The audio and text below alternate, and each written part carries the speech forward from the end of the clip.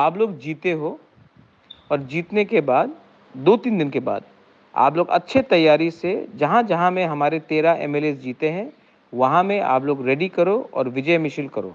शांति से करो, लेकिन विजय मिছিল करो।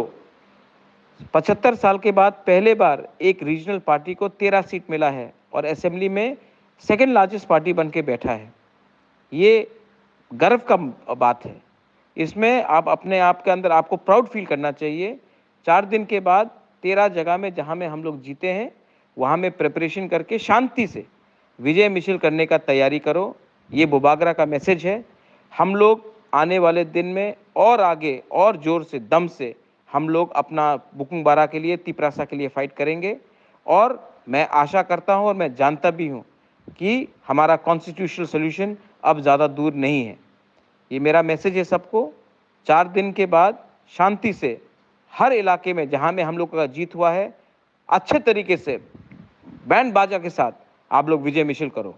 इसमें हमको फ़ख्र करना चाहिए, हमको प्राउड होना चाहिए कि आज बिना सीपीएम का हेल्प लेकर, कांग्रेस का हेल्प लेकर, बीजेपी का हेल्प लेकर हम खुद ब खुद 13 एमएलए बनकर असेंबली में मेन ऑपोजिशन पार्टी बन के आए हैं।